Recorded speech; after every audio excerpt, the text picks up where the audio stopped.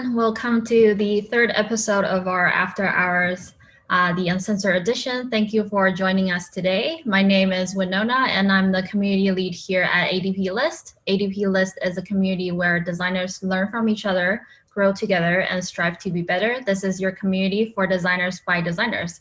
Our After Hours series is a monthly panel discussion where mentors share their views and personal experiences on everything that designers can and may face throughout their careers. And we talk without any filters at all. And our topic today is Wonder Women joining forces. So according to the 2019 Design Census conducted by AIGA and Google, 53.5% of designers are women. However, only 11% of them are in leadership roles. The tech industry is notorious for gender imbalance. The design world needs more female leaders. So how do we empower more female designers to pursue leadership opportunities? Let's work together to better support the career and personal growth of female designers in our workplaces. Let's unlock our leadership strengths together and continue to inspire others along the way. Now let's welcome our guest host for today, Steph Prill. Steph, can you tell us a little bit more about yourself? Yeah, absolutely. Hi, everybody. I am coming to you from the East Coast, so it's getting late where I'm at. I am Executive Director of Strategy and Human-Centered Design and Culture. And I have an interesting background coming from everything from media, theme parks, and federal and commercial consulting. It's been a wild ride, and I'm really looking forward to getting to chat with all these amazing ladies today. Great, thank you. And so the panelists for tonight are Bronwyn Reese. She is the head of design at Prime Motive. Kelly Anderson, the creative director at Denny Mountain Media. Menaka Chandrajeskar, sorry if I butcher your last name. She's the product design lead at Property Guru. And Yuan Wang, the founder and coach at Yuan Studio. So ladies, if you can introduce yourself a little bit more to the audience, let's go in that order. Let's start with Bronwyn. Thank you. Yeah, so I'm head of design at Prime Motive, as said. I come from the UK originally, but I'm actually now based in Melbourne, Australia. And I come from a bit of background of brand moving into digital design. And I moved over here about 4 years ago to step into a lead design role with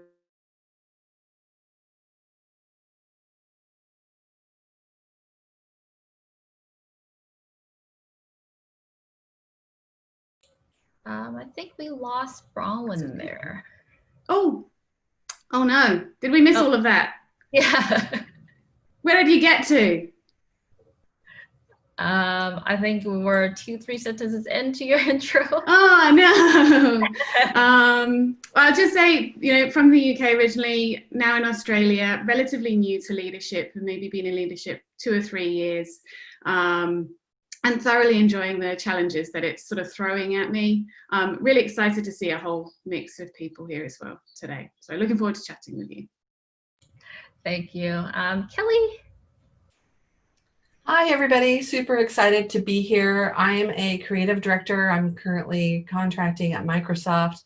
I have a deep background in brand design, visual design, product design, print, digital. And so in my current role, I'm really able to influence and have an opportunity to lead when it comes to inclusion, particularly around developing of imagery and video and how women and other underrepresented groups show up in our marketing world. So super excited to be here, excited to have these conversations. I've been mentoring for several years and added that to the ADPList mentoring this year, which is really cool, and really enjoying meeting people from around the world. So thank you. Thank you for joining us today. Let's go with Menaka. Hi everyone, my name is Menaka. I'm based in Singapore at the moment, but originally from India. I'm a product design lead at Property Guru, which is a real estate marketplace. And my background has been in graphic design, and I've slowly transitioned into UI UX and eventually now into product designing. Excited to be here. Thank you. And next up, Yuan.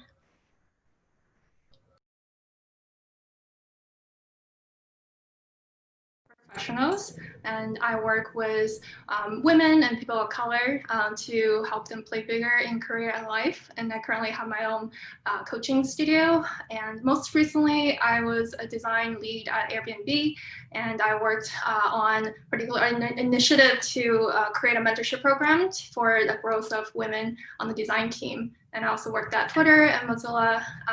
I'm originally from China, and I really love just finding that creative ways to connect the culture between the East and the West, and that really led me to do the kind of work that I'm doing today. So excited to be here. Thank you. So I think we're all waiting for the discussion to start. So Steph, why don't you take it away? Absolutely. Thank you so much, Winona. And thank you so much to ADPList. I can't be more kind with the words that I have to say about this organization and everything that they have done for the design community. And I think this discussion today comes at a time, in fact, a day when a number of really important reports and articles have sort of come out. So it's actually kind of ironic. This morning, Bloomberg put out an article called "The First Female Recession Threatens to Wipe Out Decades of Progress for US Women." And then McKinsey, they put out a report also about women in the workplace in 2020 and the effects of COVID on the workplace. And so I think that this discussion today couldn't be happening at a better time. So I think what I would like to do is really open it up to the group and really talk a little bit about how did you get where you guys are today, and what is next for you guys?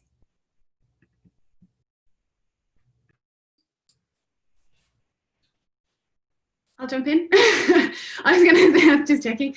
Yeah, so as I mentioned, I'm relatively new to leadership. I had a couple of years of experience in London, where I kind of had a whole mix of different experiences, some really great, some really bad, really shitty. But in my entire time, I never had a male boss, a female boss. I only had male bosses. And I was desperately craving to find a female mentor, find a female leader that I could look up to. When I got here, I came to an agency, and again, I've only had male bosses here. And it just made me go, well, you know what, I need to change that. And so I've made a real desire, and I think it's probably anyone that works with me slightly too ambitious, but I am proud of it, and slightly stubborn, and so I'm willing to kind of throw myself out there, throw myself in the ring. And so that's kind of what's led me to kind of step into leadership now. It's been great. It's been a great opportunity with regards to both education for the agency. I kind of sing from the same hymn sheet, and people are probably at work sick of hearing me saying it, but I'm not going to stop saying it. But it's slowly kind of making a difference, not just within my agency, but everywhere else. And now I'm working with an amazing group of women that I'm really proud to work with. So I hope my next step will be somewhere similar, and maybe in a bit more larger team, singing from the same hymn sheet, preaching my same rules, I suppose. Menuka, how about you? Sure. For me, also, the leadership experience is very, very new. I only became a product design lead earlier last year, and it's kind of challenging, I would say, for myself, just because I didn't know what I was doing, and often face that imposter syndrome I guess most designers are familiar with. So it's been interesting to observe different styles of leadership in my company as well, and sort of learn from that. I guess I have the experience similar to Bronwyn of having male bosses and female bosses. And I think there is definitely a stark difference in how I feel working with each of them. I think for me, it's been interesting to work with my current boss at work. She is very encouraging, and I can completely relate to things that is going on with her. And in terms of us being the only females in the room, sometimes in a group of product and engineering teams are mostly guys, and then it's just us against our voices against the rest of them. So it can be sometimes intimidating, but it's at the same time, it's also encouraging to me that I have her by my side when we are talking in the room. And so I feel confident to say what I want to say. Yeah. You know, it's fascinating.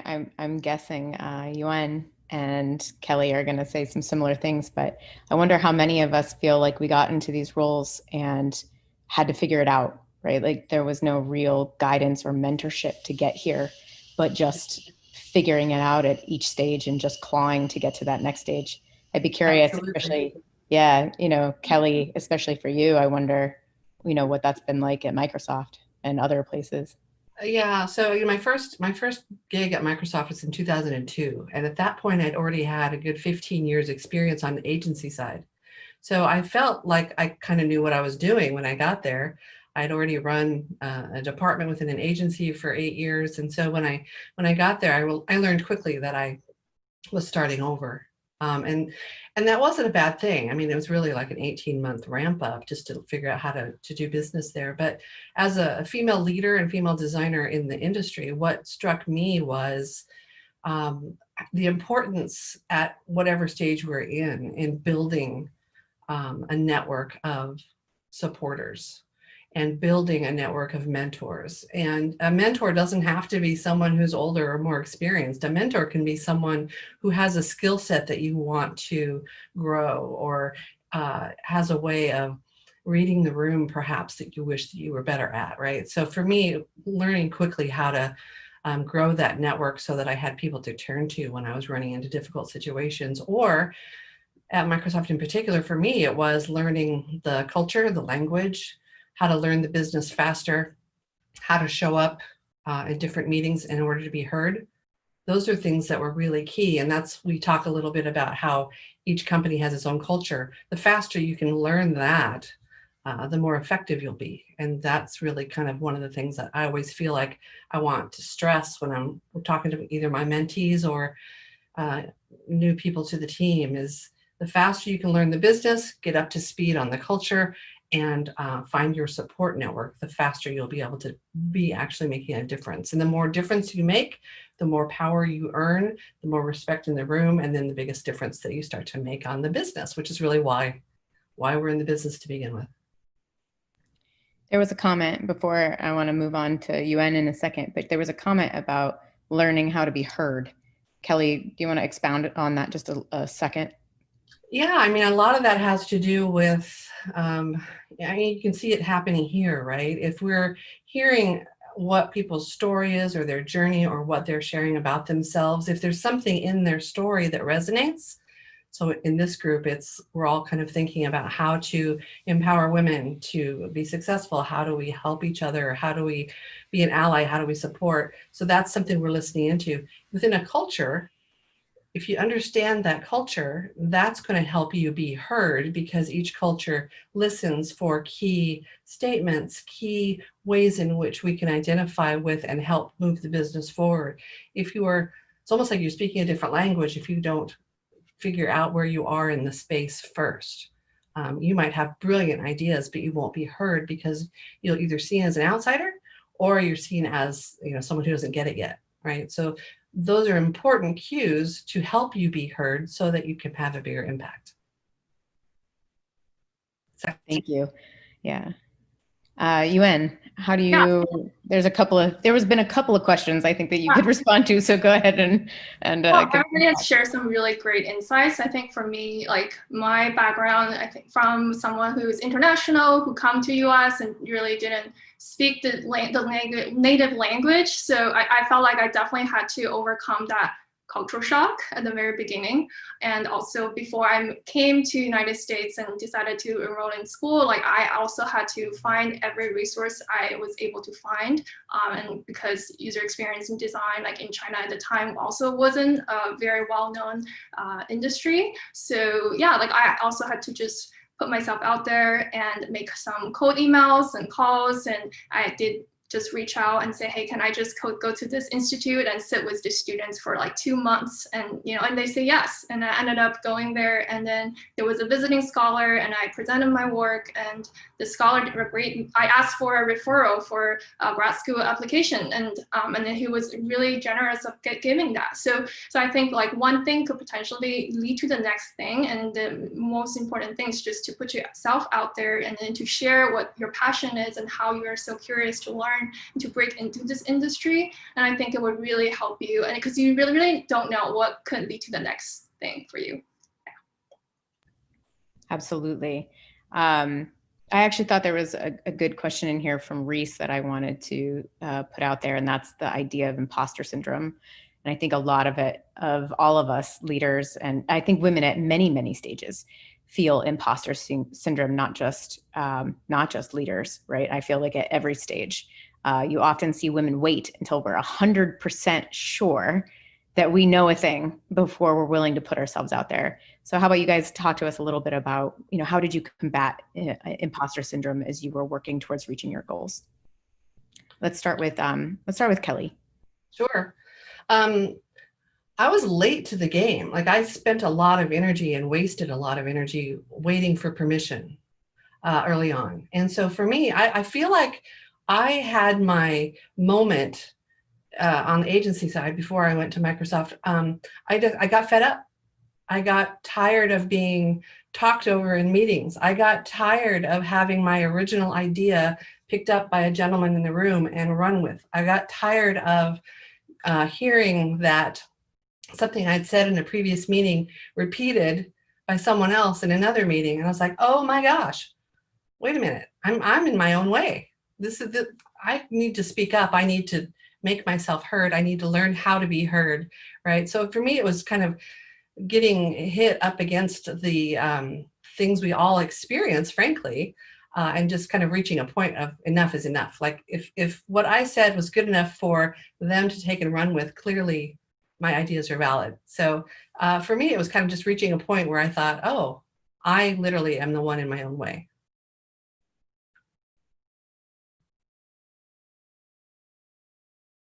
Yeah, absolutely. Bronwyn? Yeah, I mean, I had imposter syndrome pretty much throughout my career, and I imagine many other designers probably have. Right from the beginning, you step into your first job, you believe you shouldn't be there. But something that has taken a while for me to get to is understanding that, if I don't know it all, I know probably like 90% of it, which is probably about 75% more than anybody else in the room. And so to have faith in, the fact that I studied this, I go away and read blogs every day. The fact that you are all on here means that, you're showing an active interest in the community. You're going to know so much more than everyone else in that room.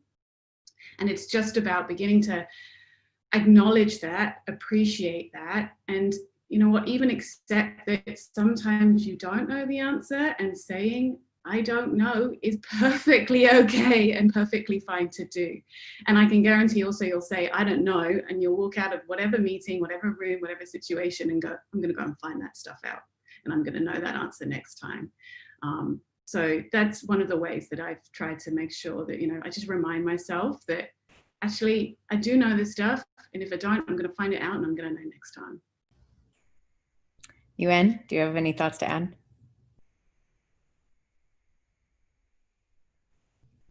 Yuen, we can't hear you. Can you hear me now? Yes. Cool. Yeah, there's a delay. Yeah, I love this topic because, a lot of my clients through coaching talks about this. Imposter syndrome, I think we all face this. And I think it's really important to understand the voices in our head, like whether these are, your inner critic, or are they just voices that's about realistic thinking? Because these two are different, because realistic thinking really moves you forward, and inner critic kind of holds your back. And think about all of these voices that comes into your mind. Are they coming out based off your fear? like I'm not good enough, I can't do this? Or are they actually just based off like motivations? Hey, I want to do better, right? So I think that's really important to be able to understand those voices, internalize that, so that you have that real healthy relationship with these voices in your mind. All right, and last but not least, Menuka. Sure. For me, it's always been, I guess, putting myself in an uncomfortable situation is kind of how I deal with my imposter syndrome. It's just accepting the fact that I don't know certain things, but figuring it out along the way. One example is me becoming a mentor on ADPList was something that made me uncomfortable, but at the same time, I felt like after a couple of sessions with talking to junior designers, I felt a bit more confident that, okay, maybe there is something I can contribute and actually teach people. Maybe I don't see it that way because I constantly, maybe I'm used to questioning myself or being critical of myself, but then talking to others and seeing things from their perspective also changes how I feel about my own abilities. And I think, yeah, becoming uncomfortable is one way to deal with it for me. Yeah. Yeah, absolutely. I think, it's just so important for us to remember and just to have faith in our own abilities and, keep talking to ourselves. And, even if it means, talking to a mirror or finding a friend. And to be honest with you, I think one of the ways that I have helped to get me through a lot of my imposter syndrome was mentoring. I think, working with ADPList and talking to people all the time has helped me realize how much I truly know and how much experience I've gained and how much I have to offer other people. And so sometimes just the act of giving back to others will remind you what kind of person you are and what kind of person you can be. So moving on, I do want to talk to a little bit each of you about how did you find your strengths in leadership, and what kind of advice would you tell yourself if you could go back and tell yourself some words of wisdom? Let's start with Yuen.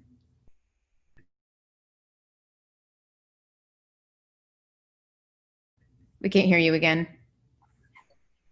Can you hear me okay now? Yeah. Okay, I think there's just a delay. Sorry about that.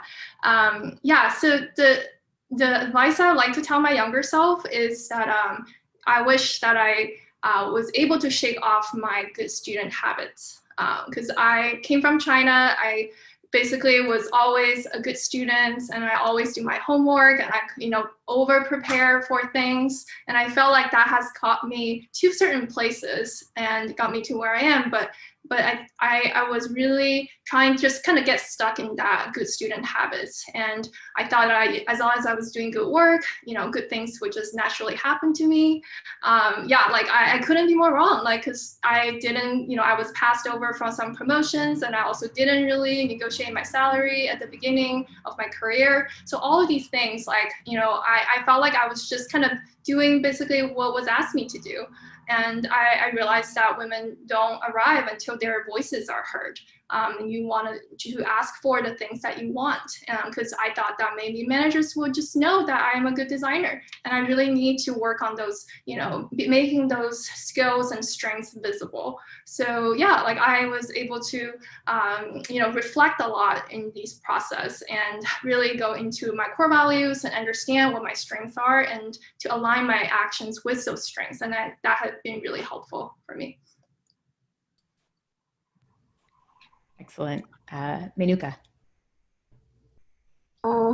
Go back and tell myself so many things, but main one would be don't be afraid to speak up, because I think, again, for me, there were similar issues of cultural difference when I first moved from India to here, and I was always worried being the outsider at times, but I realized slowly that it's okay to look at things differently and have a different perspective in the room, and it's okay to say things even if you think it sounds dumb in your head. you won't know until you actually get out of your head and say those things that maybe, you're just doing that to yourself. Yeah, that's the main thing for me, because I tend to get into my head a lot. So I still do that, I think. But it's been a learning curve over time. Kelly. For me, it became embracing being a difficult woman. Honestly, and there's a great Jane Goodall quote, look her up, but it doesn't take much to be considered a difficult woman. That's why there are so many of us, right? Like, that's just, for me, the path to embracing, talking about the elephant in the room, the path to embracing that I tend to be outspoken. Having a lot of people tell me over the years, oh, you have a strong personality. Well, in the beginning, I thought that was negative, and I was afraid I needed to be quiet and I needed to sit back and wait till I had permission to speak. And I realized what I was doing to myself was setting myself back again, right? It's listening to the wrong voices. And if you can't be yourself, I mean, we need to be respectful. We need to lead with grace. We need to be wise and accept feedback as a gift. But that doesn't mean we need to change our personalities. So if you feel like you're not allowed to be who you are, you might consider that you're not in the right place. Not that you need to change who you are. And I think for me, that was just a key learning, that it's okay to have a strong personality and to lead with kindness and assume positive intent and all those good things. But that doesn't mean I don't have a point of view. And actually, I have a pretty focused ability to identify root causes of why things maybe aren't working as well as they could. And I just need to speak up when I see them, because, wow, not everybody can see them, right? So sometimes I would wait and think, well, maybe they'll be more articulate than me, so I'll let them lead. Or I'm first generation in my extended family to go to college, first to ever have an office job. So I didn't have any training in how to suddenly be a professional. So I had to find people who I admired and learn from. But it's still trusting your gut and trusting yourself to speak for yourself is fine. And I think that's just a key. Like I said, accepting that I'm a difficult woman has not been a bad thing for me. Yeah, I mean, to add to that, I feel like in my 30s, my late 30s, what I've come to is I'm not everybody's cup of tea, and what other people think of me is none of my damn business.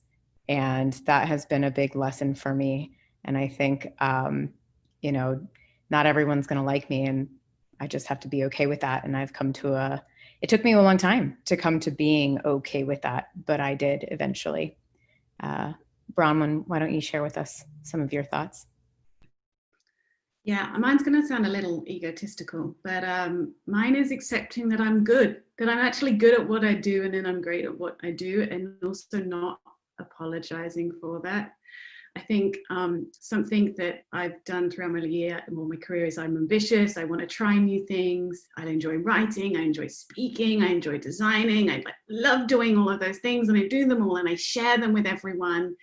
And I don't get the response often that I kind of think, oh, why are they not praising me? Why are they not excited for me? And then I doubt myself. But I think there's a bit of an element of just accepting that that's what I like to do. I'm driven. I'm quite excited about doing these things. I can be good at them, and not everyone's going to be on board with that, but be okay with that. Yeah, it's a bit of a weird one. I don't really know how to fully explain it, but yeah, just accepting that I'm going to be one of those people in the room that always has something to say. And yeah, most of the time I've probably done my research on it, so I have a right to say it. Yeah, I follow some random dude on Instagram called The Captain, and he makes these very interesting comments, but he made one that was sort of along the lines of, if you're making people uncomfortable, it has everything to do with them and nothing to do with you.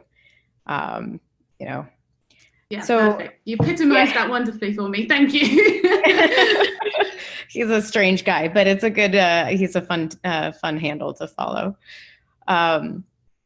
So I wanted to, ultimately I structured this conversation to kind of start with some self-reflection. And now I want to move into a little bit more on what's happening around you.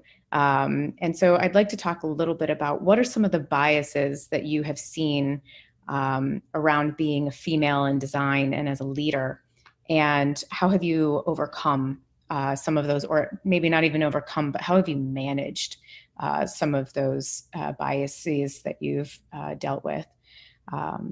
Let's go ahead and start with Manuka.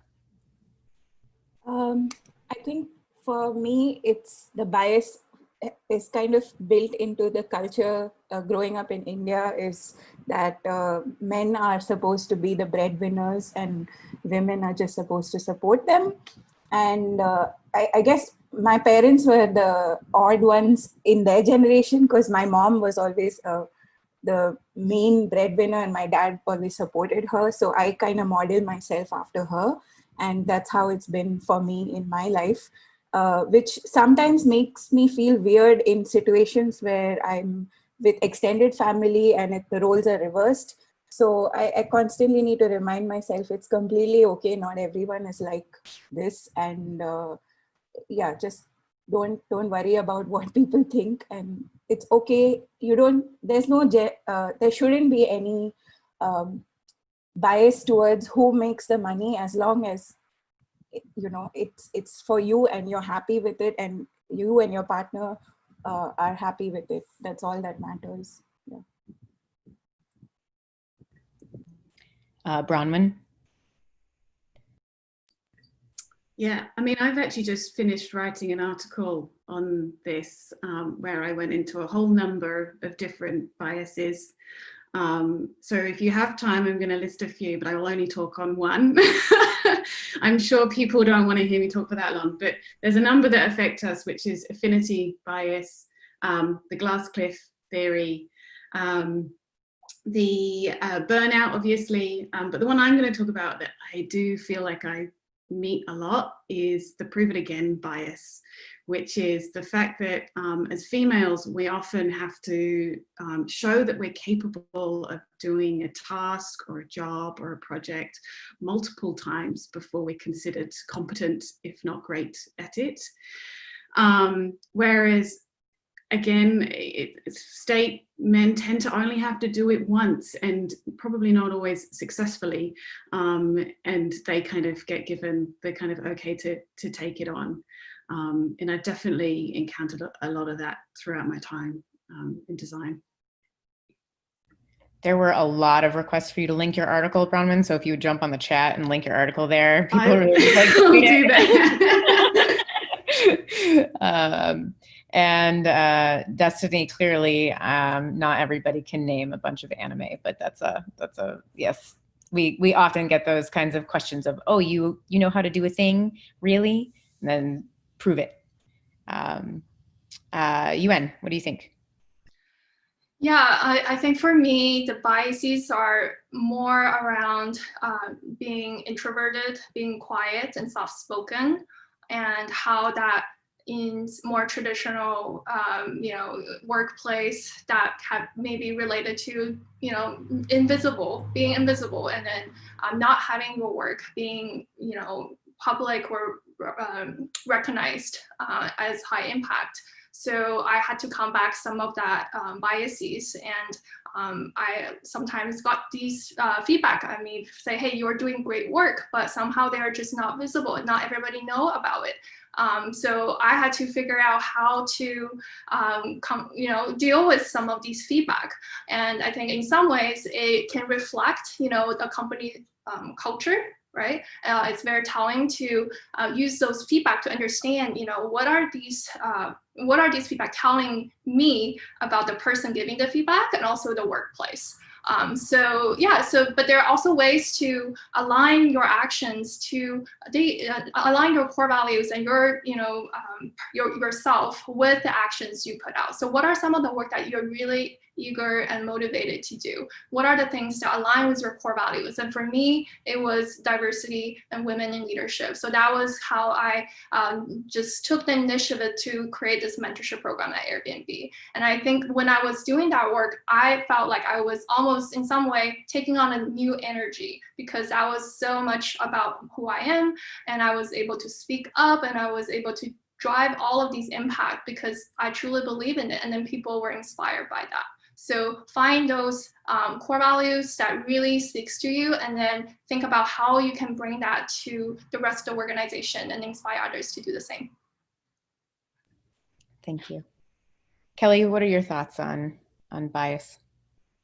So definitely want to acknowledge that there's a lot of bias out there. So you're talking just being a woman, frankly, there's all kinds of bias. But, you know, being a woman of a certain age, there's bias toward ageism. There's being at childbearing age. So now you have to worry that they won't take you seriously, or maybe you're a skateboarder, who knows? Like, there's so many biases out there. It's remarkable. But one of the things that I think is a good thing to think about is, yes, there are biases and we can work toward reducing those, but overcoming some of them for me was key in particularly, I had a mentor when I first came to Microsoft many years ago who said to me, Kelly, you don't really have executive presence, and so they're not going to hear you. I was just like, okay, I resist the urge to swear. So I've accepted that long ago. Like, that's just not my role. That isn't where I want to be, and that's okay with me. But I can be articulate, and I can learn what it is I need to learn in order to move things forward. So when I looked around and thought, what do I really want to do? What really gives me energy in the morning? I love design, I love photography, I love art directing, but what really gets me up in the morning is making sure the whole team is rocking it, making sure that everybody feels safe, making sure that junior designers to senior people on the team are heard, right? So those are the things that get me excited. So I had someone that I worked with previously who I really felt like he got these really plum assignments, and I thought, man, that's what I want to do. I want to be thought of the way he's thought of. And so I took him out to coffee and I was asking him, like, how did you get where you're at? And he had no idea what I was talking about. He didn't know how he got where he got. So I just observed him literally for like 6 months. And my learnings from that observation was he wasn't doing anything except being a male in the room, which made him bigger and have more presence. He was talented and he got things done, which was fantastic. But what he was really known for was getting things done. Like, he was somebody who got things done. He didn't care about the ego associated with the project. He didn't care if he got a lot of notoriety for it, but he was building a reputation for being somebody that could be counted on to do the right thing, get the thing done in the best quality, right? So that to me was the big learning. It's like, okay, I was spending time and energy being the best designer in the studio, or I was being, like I really related to what Yuen said about being the good student, right? I was always trying to overachieve and get noticed and let the work speak for itself. And what I really realized was, if I want those go-getter assignments, I need people to know that they can trust me with any project. So I started volunteering for anything, even if I didn't know how to do it, so that I could just prove I'm going to be somebody who can go figure it out. I'm really interested in doing something new. To Bronwyn's point, like, I have lots of interests. So to me, that was the best way, is to volunteer for the yucky stuff and nail it and get it done really well. And that kind of brings its own kind of reward and its own kind of work. Yeah, there's a lot to be said by that. There's also still, and that's so inspiring, but also be aware that if you're in a toxic environment, you can work as hard as you want and you will get nowhere. So I just want to also clarify that some of us have also spent time and dedicated and given everything of ourselves in environments where you're working 6 days a week, 16 hours a day, and you never get promoted, you never get recognized. And when you're in those environments, I just want to empower all of you to say, you don't have to stay. You can't fix it all. Sometimes you have to leave. All right. And I'm just giving all of you permission to take care of yourselves first, and then, and be able to walk away. Okay. So yes. That, I mean, and that's, you know, these are such amazing stories here. And I've seen a lot of stuff come through in the chat about work-life balance. And so I'm going to start with Menuka, but what I want to frame it as is, you know, there's so many different, you know, cultures of work-life balance. And I don't mean necessarily countries, but there's the different work cultures of work-life balance. There's the different, you know, gender work-life balance. There's different orientation of work-life balance. And there's so many, you know, things to think about in that space. So talk to me a little bit about what some of you guys have experienced when, you know, when dealing with trying to balance your goals, your passions, your fears, and, you know, whatever choices you've made about your family. Sure. For me, when I decided to have my first child, it was a surprise pregnancy, but something I had to deal with. And I was fine with it because I said, okay, this is how it's meant to be. And I always wanted to be a mom. So I was okay with the decision eventually, but it did come as a shock. And I was just building out my career. I was switching from graphic design into web design. And this was back in 2011 to 13. And yeah, I was suddenly a young mom and I was not mentally prepared for it, but it was fine. I said, okay, I will deal with this my way. And I took a break from my career for a while. And when the opportunity came knocking again to start work, I told my husband that it's going to be difficult, but I want to do this. And I took it on and realized in the first year that I was back at work that I think I was trying too hard, and ended up going the opposite side where I was burning myself out, trying to be a good mom, trying to balance work and build a career. And I said it's okay to myself that I should take a break and be in the headspace to again start thinking about career progression rather than trying to solve everything all at once. And it took some back and forth to go through it, and then, you know, decide, okay, this is the right thing to do. And again, taking a conscious step back from my career was also a very difficult decision to wrestle with, but it felt right at the time. And I said, I'm going with my gut, and this is how it's supposed to be. And again, choosing to be a mom while building a career is like dealing with things like, you know, having to pump at work where there is no nursing room or anything of that sort. And I had to use a back storeroom, and it was fine because I said, this is not about me. I'm doing this for my child, and I don't care if it's uncomfortable. I will make it work. So accepting that is very important, I think. And these are questions you will ask yourself if you choose to go down the path of, you know, becoming a parent. And that has to be a choice you make with yourself, and do it for yourself just as much as it is about what your partner wants, what your society expects of you, blah, blah, blah. But yeah, first be okay with it for yourself is what I would say. Yuen, Bronwyn, or Kelly, do either of the three of you have something to add?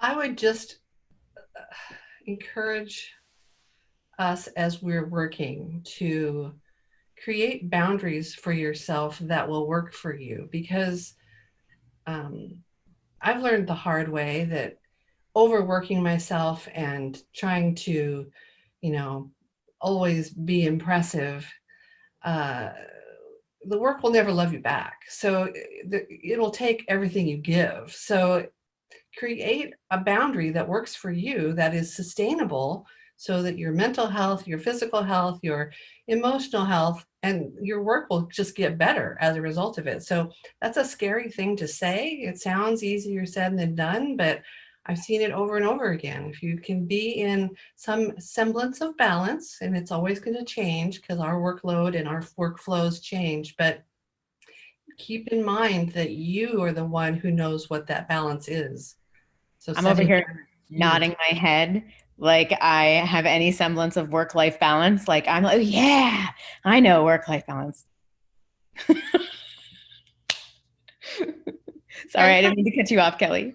But Oh no, that was just my big point, is that it's not going to love you back. So you don't kill yourself for work, because that's no life.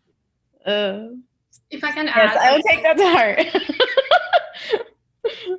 yeah, I second what Kelly said. And also, yeah, women are really hard at just asking for help.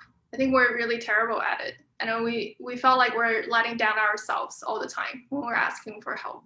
And one thing that I learned about from myself and also the women that I work with is that asking for help reveals strength, not weakness.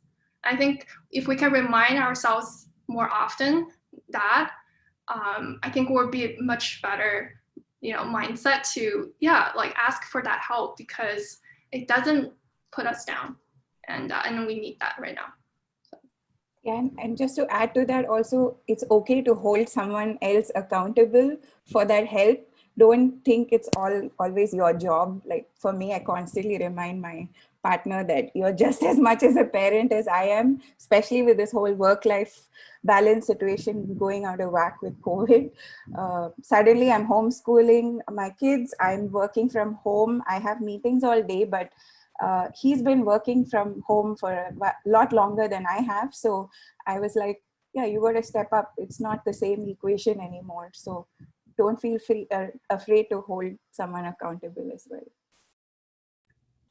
Just to finally add to that, I mean, I respect for all parents and all mums and out there that have to balance. I don't have children, but I still find it incredibly important to maintain, if you can, a work-life balance. More for my mental health. I suffer with depression, and it's really important that I find that time and that place to take space for mental health. And that's the other thing, is it doesn't have to be what everyone sees is sort of the cliche, which is mum, carers, etc. It can just be for yourself and your own space as well. I think that's a huge thing. I moved to Australia because London got too much for me. It literally chewed me up and spat me out. And sometimes I feel like, oh, I've taken a step back, but actually I've become a far better designer for giving myself that space and allowing myself to do hiking and walking and things that I love to do.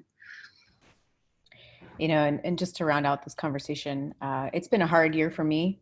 I started off my year in San Diego represent. I know there's a bunch of you here. But I have lived in 4 different states. I've moved 5 times in 10 months. I've had 3 jobs. It has been hard, but I have to tell you, man, like I've had the first 6 months off of my life since I was 20 years old. And it was the best thing that could have ever happened to me. I think, I wish, when we start talking about this work-life balance, I've been working in my 20s, I worked 4 jobs. In my 30s, I was in graduate school and working full time. And then I went into consulting, and I was consulting, I would leave Monday at 4 a.m. and I wouldn't get back till Friday at midnight. And I was up running with the client at 6 a.m. and partying until midnight. And then just to climb the ladder, it was, hours upon hours of work. And it was the first time I've had a hobby in years, I picked up road cycling and mountain biking, and I'm the healthiest that I think I've been in a very long time. But it's tough because also I gave up having kids. I'm almost 40 years old, and I gave up my life of having a family, right, to have a career. And I didn't feel like I could do both. And, I look at so many women who are strong and manage both. And I'm absolutely just astounded and in awe of women that can manage both. And I think it's a shame that sometimes it's a choice. So kudos to all of you moms out there. It's amazing. All right, so moving on, I want to ask you guys, so there were some good questions about what do you think a few things budding women leaders can do at the earlier stages of their career to get on the path towards leadership. Let's start with Bronwyn this time. I'm probably going to go for the cliche one, which is go beyond mentorship and find yourself a sponsor. I mean, mentorship can definitely help. I mean, mentorship of a male that you admire, a female that you admire, just find yourself a mentor that you can bounce things off. But if you can go one more, find yourself a sponsor. Find someone that is willing to put themselves on the line for you because they know that you are capable and worthy of it. And if you can find someone that can do that, then that will definitely help, I think, with just slowly progressing your career or speedily progressing your career, however you go up. A straightforward one there.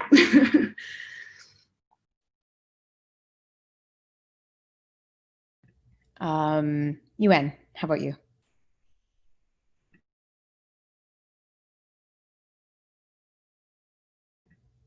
You hear me? Okay, sorry, it's just always a delay. Yeah, I totally second what Rowan said. Sponsorship. I think there was a question about what is sponsorship? Yeah, so just to quickly explain, like mentorship is when a mentor usually is senior than you, and they have all the advice that could give you to help you level up. And a sponsor usually is someone who maybe are in an organization that's higher up in the leadership, and they can put their reputation behind you and create opportunities for you. So that's the more typical sponsor, but also now there are more and more micro sponsorship behaviors, and we can all be micro sponsors. So for example, if a recruiter approaches you about like a job opportunity that you're not interested in, you can sponsor someone else. Someone, hey, I'm not interested, but hey, this is a person that I think could be a great fit. And that is an act of sponsorship. So I think we can do a lot to help lift each other up. Awesome. Kelly? Yeah, definitely +1 to sponsorship. And there is no limit to the number of sponsors you can develop, by the way. Sponsors come in handy in lots of different moments in your life. So the other thing I would say is be intentional about getting leadership training.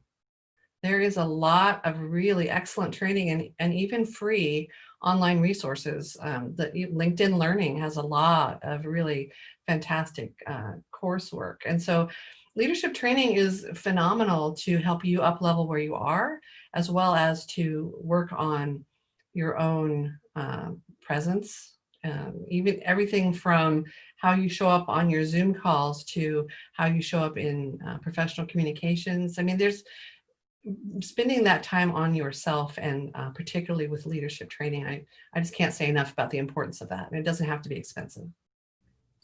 I think, Kelly, just to say to that, that's a really valid point, which is, as designers, we're trained to be designers. We spend years doing that. And when you jump into management or leadership, you can't just expect to know how to do it, but often those around you expect that of you. But it's totally okay to say, you know what, I need to learn to do this. I need to spend some time to do this. I've spent 2 years in management, a little bit longer, and or leadership, and I've got it wrong so many times, and it's taken me so long to go, well, why do I keep fucking this up? And it's because I haven't ever spent the time and invested what I did when I started learning design and taken that same time to dedicate to learning to be a manager or a leader. It's interesting because I used to have to defend the fact that I would bring some of my senior team to meetings with me all the time, and they'd be like, it's a waste of everybody's time, blah, blah, blah, blah, blah. And I would always say to them, how are my budding leaders supposed to learn how to be good leaders if I'm not transparent enough to teach them what to do in the scenarios that I'm in? They have to hear the phone calls. They have to hear the interactions. They have to understand the context of what's going on between me, the client, the account teams, and leadership, so that way as I grow. And it sucks because no one ever did those things for me. But just because no one did it for me doesn't mean I shouldn't be doing it for those people around me. So, Menuka.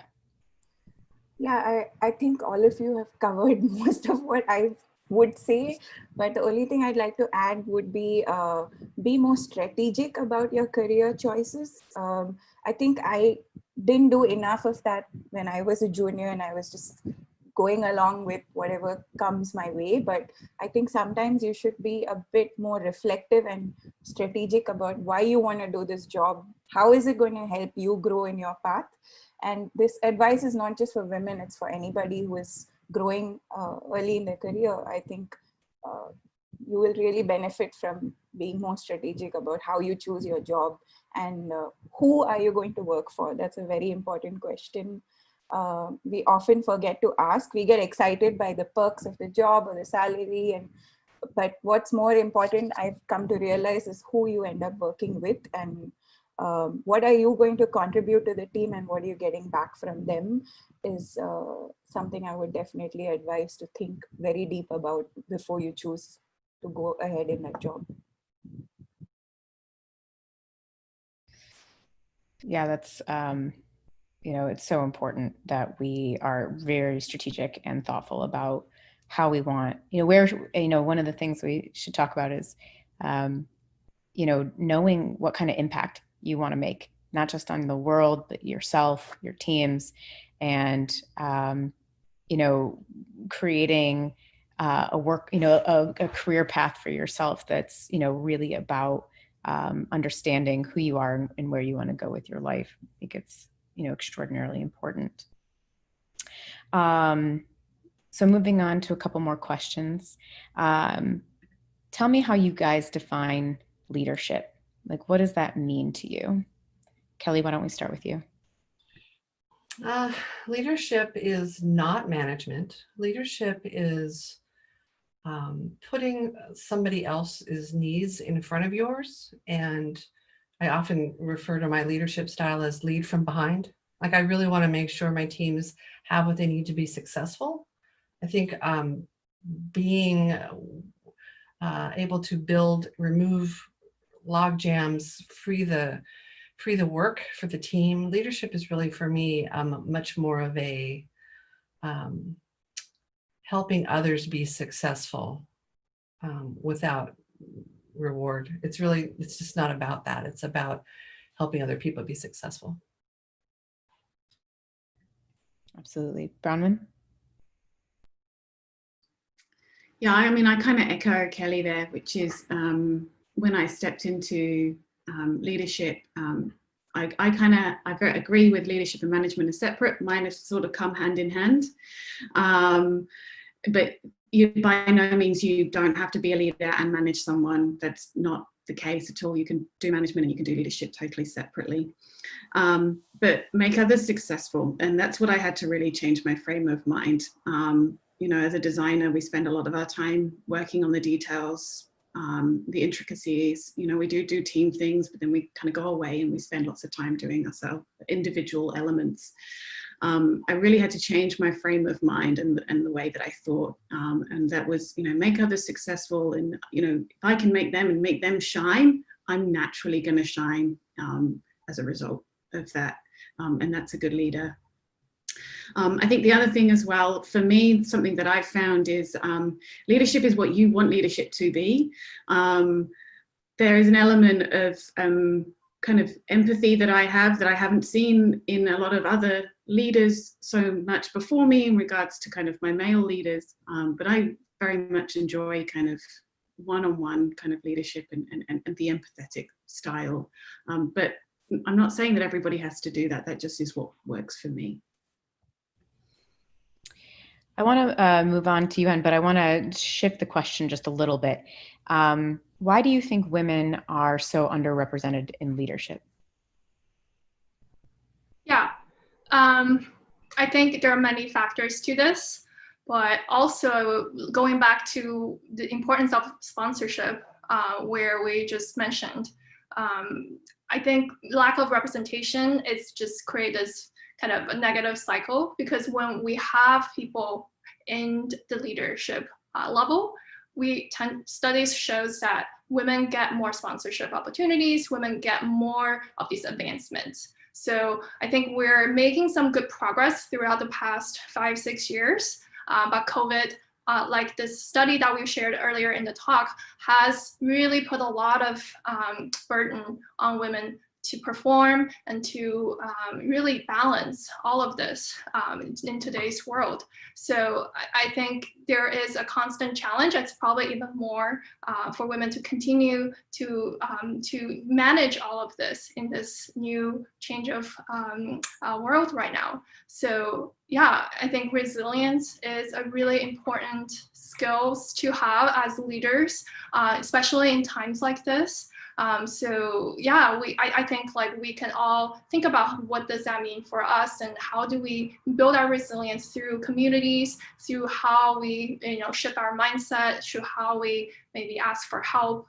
All of that I think will help. But yeah, to your question, we don't have that representation in the first place. I think we need to do more, and that's the root problem, because when you don't have the people in the right place, and a lot of these other things, it just becomes more of, it's not a performative actions, but yeah, a lot of them are, not going to really result in real impact, in my opinion. Yeah, absolutely. I'm going to shift the question a little bit more and then go to Menuka, which I want to ask about why do you think it's important for women to continue to gain and maintain leadership roles in any industry?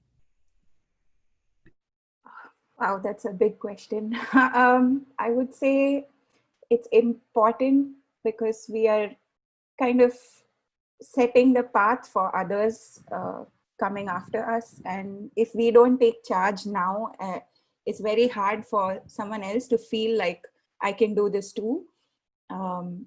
Yeah, so that would be one of the stronger reasons for me that it shouldn't be about just you taking the effort to become a leader. Wait, let me rephrase.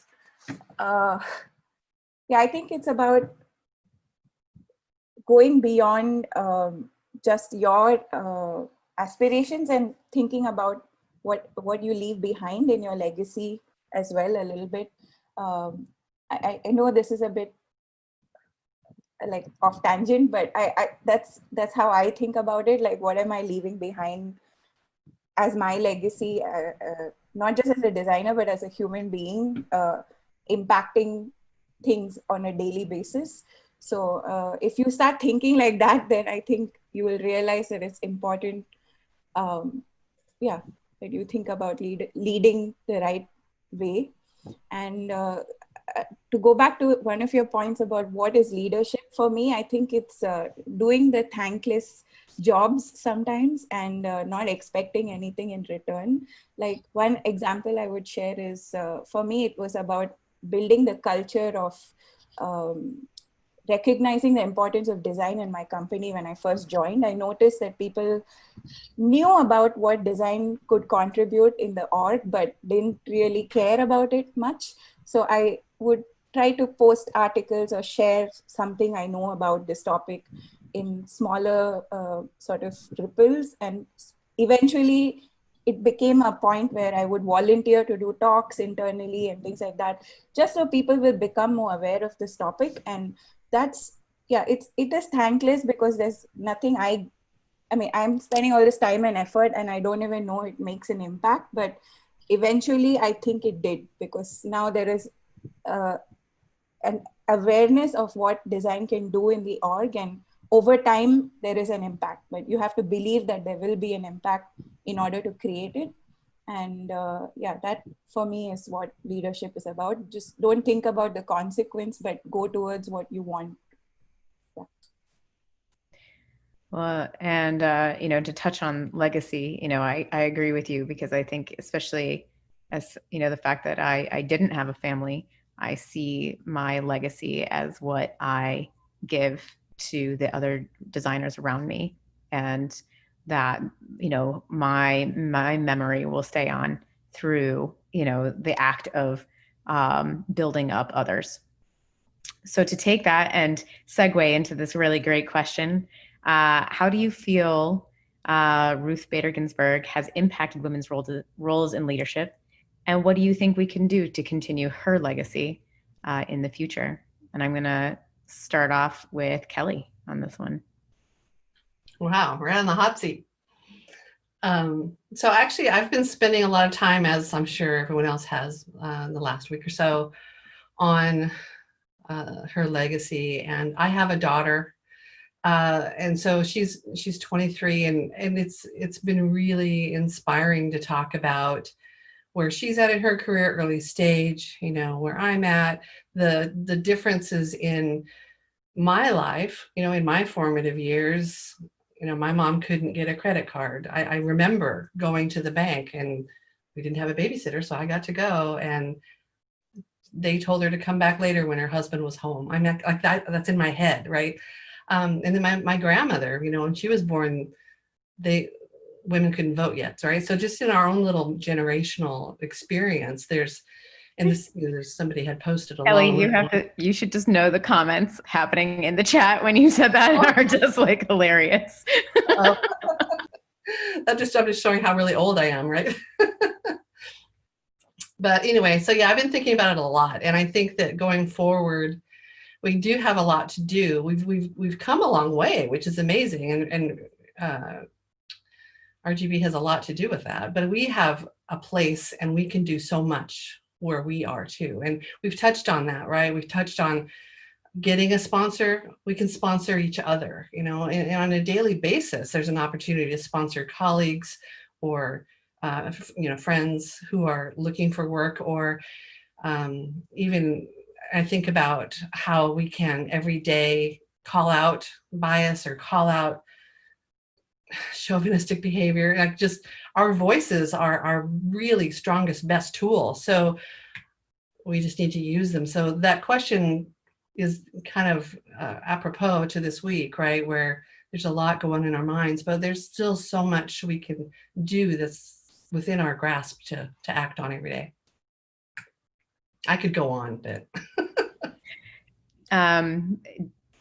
Menuka, Yuen, and Bronwyn, do any of the three of you have anything to add to that?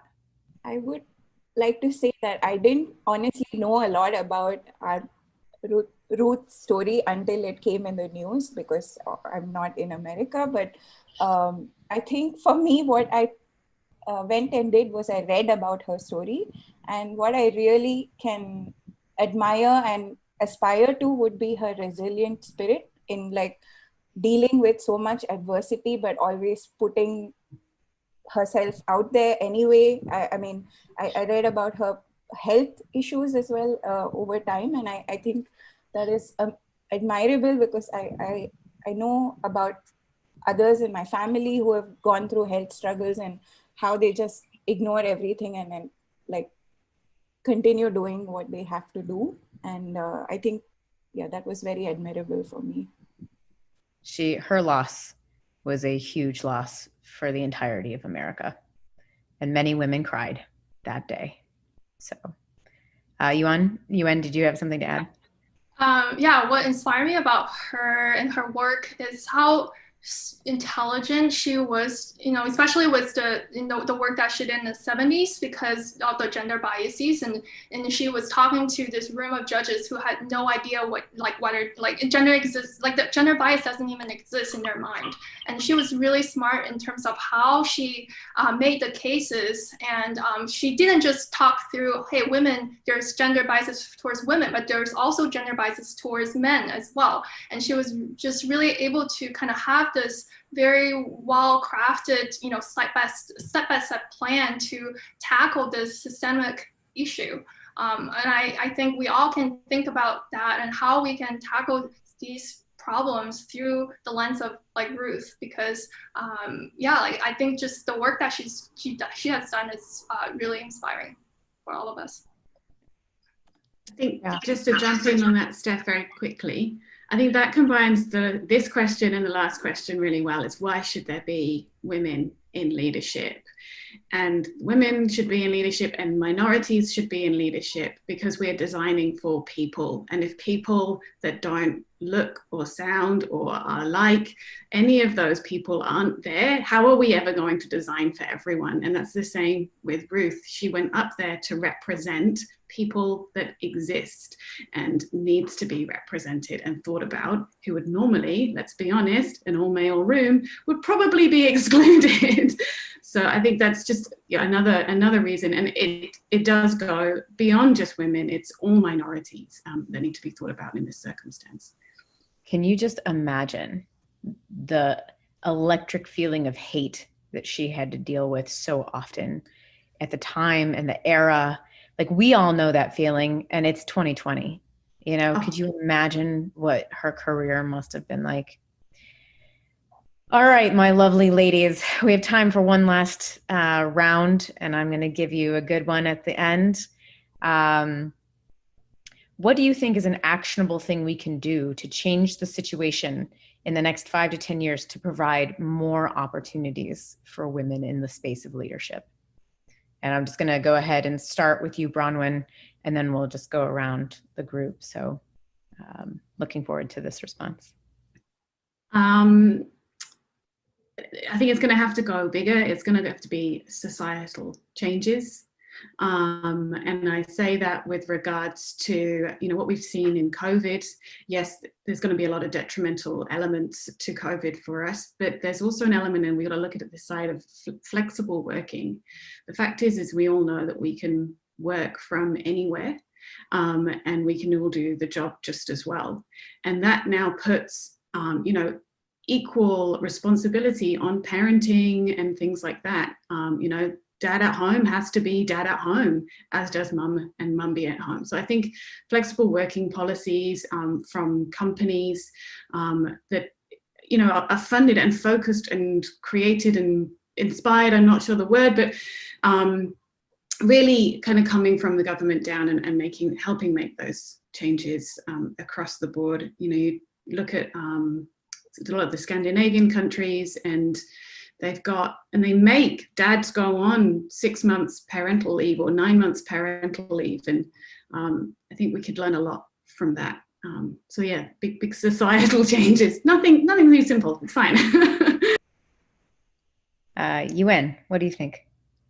Yeah, first of all, I think the Bronwyn's point is it's definitely, we need to reset the norms about flexibility, because I think right now we're all dealing with all this new change of routines and all of that. Like, we need to start thinking about what does flexible working hours and what does that mean for parents, for just everybody. And then also, like, in terms of the work, I believe that we need to also think about the work itself. And I think especially like Silicon Valley, where I'm based, there is this kind of culture of, hustle.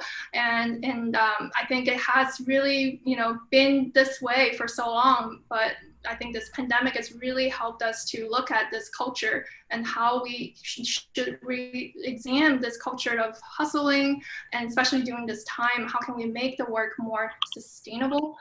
So because you want people to not burn out, you want people to have that sustainable career and work on life balance. So I think company needs to start really thinking about that seriously and make these work for everybody. Yeah. Menuka? I think for me, the impact we can make is to call things out as we see it, call out the biases, call out the inequalities.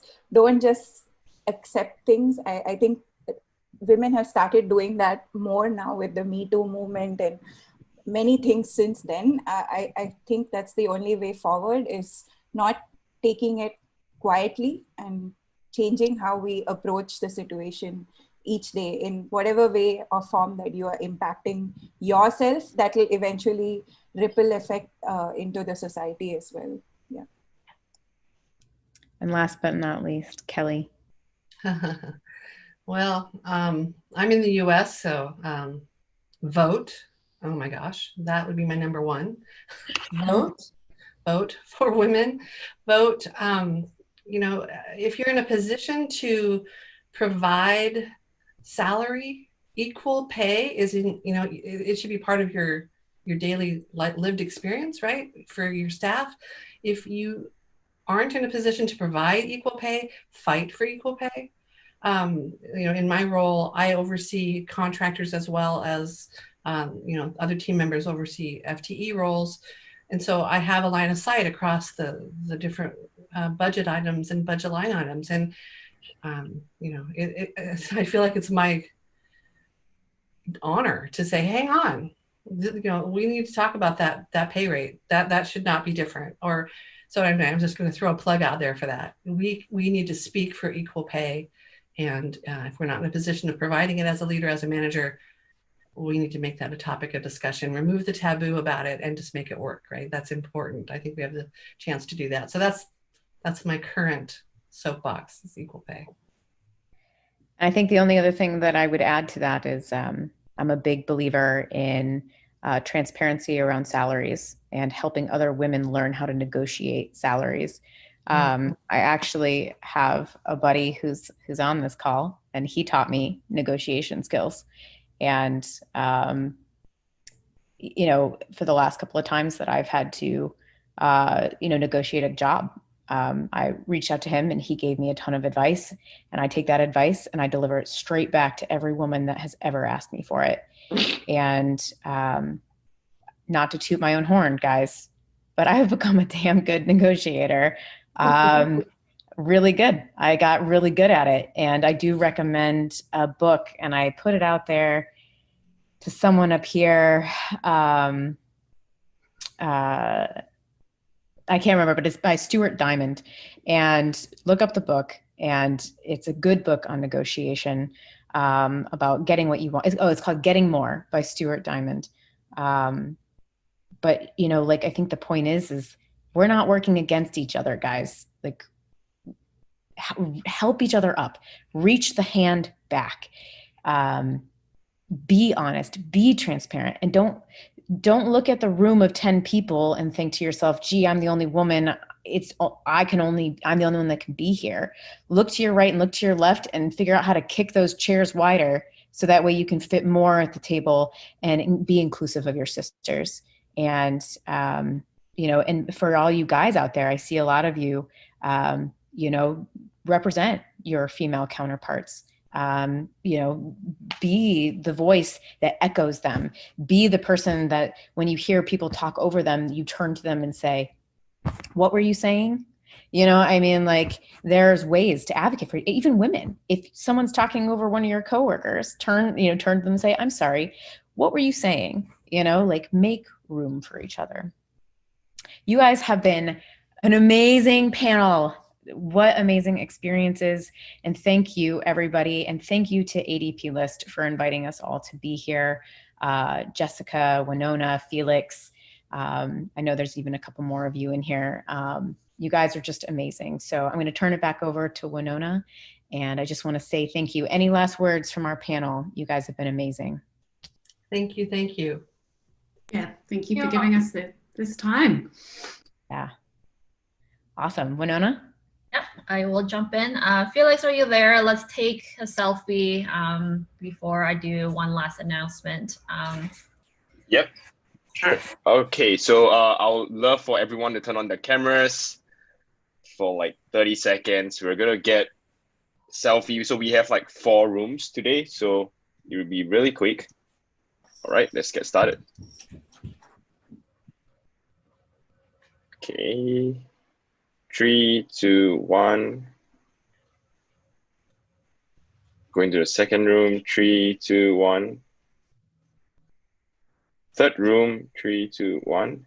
Okay, now we are in like the black hole where I just see names. 3, 2, 1. All right, back to you, Winona. So Felix will share that in the Zoom chat, so feel free to share the selfies, any insights from the session. For those of you who don't know, just last week we've announced the launch of our mentor profiles and mentor reviews on the ADPList platform. The mentor profiles call out information like the mentor's expertise, topics of interest, and any languages they speak. And for those of you seeking mentorship, feel free to book a time directly from the mentor's profile, and don't forget to leave a review after your session to share your experiences with the community. We currently have over 400 reviews from the community, and our community is built on a great deal of trust trust that makes mentors feel comfortable speaking to designers, trust that helps designers feel inspired by their mentors. So feel free to book a time on our platform, and I think Jessica will share all 8 of our panelists' profiles in the chat, so feel free to go on their profiles and book a time there directly. And our next coffee hours, the portfolio edition number 8, is happening on Wednesday, October 14th at 12 p.m. Eastern Time. We will be joined by Roger Du, Anastasia Grigg, and Soren Iverson. So as usual, stay tuned for more details on our LinkedIn page. And I think that is it for today. A big shout out to Steph as our guest host, Bronwyn, Kelly, Mineka, and Yuan for joining us live. If you would like to share this episode with a friend or simply watch it again, feel free to visit our YouTube channel at youtube.com/ADPList. Make sure you hit subscribe as well. Goodbye to everyone. Hope to see you soon. You may now exit the call.